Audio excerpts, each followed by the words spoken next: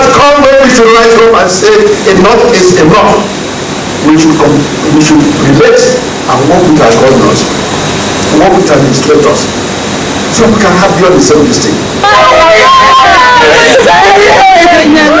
Alaigbo Development Foundation (ADF) proposes an SOS to Igbo leaders, governments, and stakeholders. On behalf of our people and our land, we, the undersigned, representing various interest organizations, send you this Save Our Soul SOS message. We in the entire Igbo nation should not mystify issues concerning the security of our people and our ancestral communities. There is no mystery in the security measures being taken by our neighbors, the Yoruba, the Tiv in Benue State, the Jugu in Taraba, the Edo people, etc., etc., to protect themselves, their men, women, and children, and their ancestral lands. What they have done is to exercise their fundamental right to self-defense, a right which ourselves have been trying to exercise, but now need to assert in a more positive and non-ambiguous terms. The Yoruba nation first established the needed security structures, and now the various states within the Yoruba nation are enacting the relevant laws to back those security measures taken earlier. Potentials of our state and talk about investment opportunities and growing our internally generated revenue by exploring areas of comparative advantage, we remain keenly aware that we cannot achieve anything in a state of insecurity. With these steps, all ambiguities in the earlier steps they took have been taken care of, and those challenges to their right to exercise self-defense have been neutralized. I feel pains in my heart so much because of those that were killed, including my two reverend fathers. The Benue State first established the enabling laws for their security, and then the structures and instruments to back the laws. And no one can rationally and politically challenge what they have done and are doing to protect their people and their land. Sent for the livestock guard commander and his team to come, because these cattle you see are under arrest. By the provisions of our law, no livestock have the right to do open grazing. And that is what you are seeing. Look at them doing it. And already you can see they are feeding on flowers. You know, this is not allowed. This is trespass to our law. The livestock guards are coming. They will arrest the cattle and take them to the quarantine unit. And then by the provisions of the law, after 7 days, if the owners do not come to claim, we are going to auction them. But if they come to claim, they will pay fine. And of course, the person who is responsible, he knows that he has committed an offense. Two of them, they have run away. And when they come to claim the cattle, we arrest them and prosecute them. Because there is no going back. The law is still in force. We, within the Igbo nation, we are aware of some measures which some of our governors are taking with regard to our security. Apart from certain basic inadequacies, what those security initiatives lack is the backing of the popular will and support of our people. They also lack enabling laws to back them up. Draft Anti-Open Grazing Bill by the ADF. How do we deal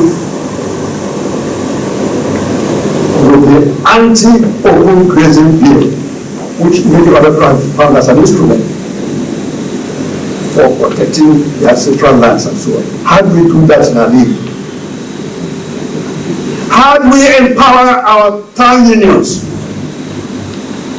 That this document, we printed 10,000 copies with the hope of reviving our town union. Because ADF understood that the town unions were the main instrument not only for overcoming colonial forces, in addition to our women, it was also the main instrument for the major development programs in all through our league, our secondary school.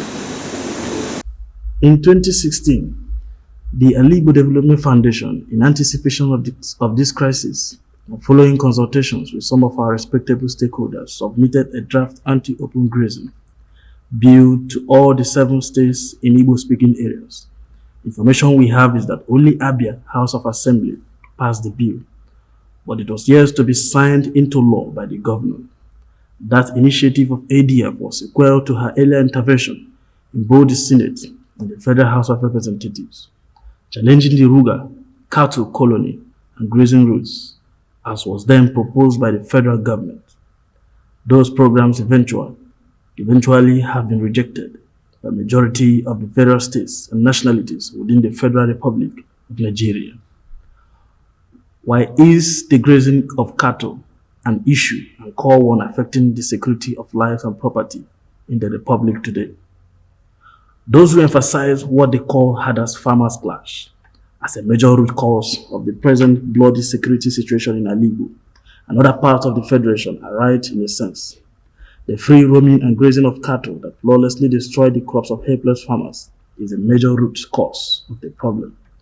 What is more, criminals from West Africa and other countries have taken advantage of this situation to invade our communities, wreaking all manner of havoc, killing, maiming, kidnapping our innocent citizens, raping our wives and daughters with reckless abandon.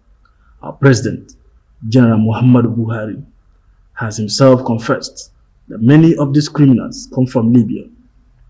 The most common identity of these criminals is that they hide under the movement of cattle. The problem about the cattle rearers and the herders, I don't think people should underrate what happened in Libya. 43 years of Gaddafi, people were recruited from the Sahel. They were taught nothing other than to shoot and kill. Therefore, the first step in tackling the security challenges is to control the free movement and grazing of cattle. We are not saying that nobody should rear cattle.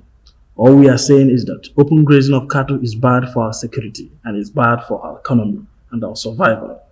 Therefore, the law banning open grazing of animals, cattle, goat and sheep is not allowed for the above reasons. What is to be done and done urgently?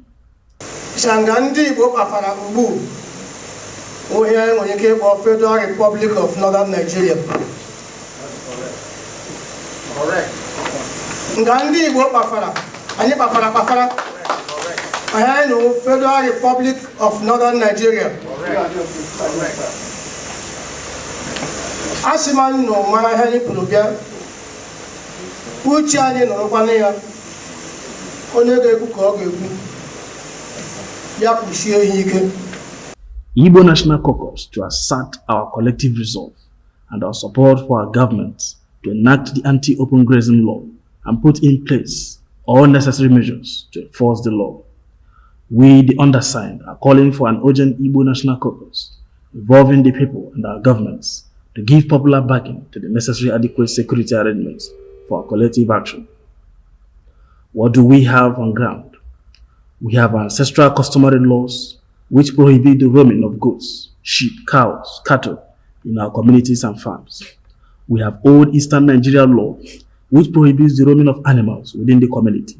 Such animals are tethered to avoid the destruction of farmlands if they are allowed to roam freely within the community.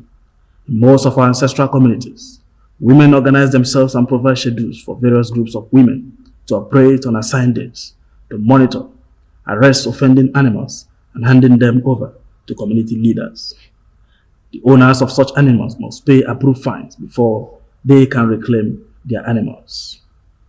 Our government to urgently enact the anti-open grazing law and provide all necessary measures to ensure the security of lives and property in our region.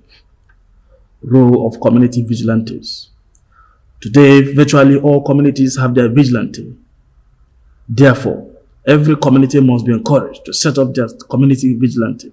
State houses of assembly and governors should quickly enact enabling laws to back such measures.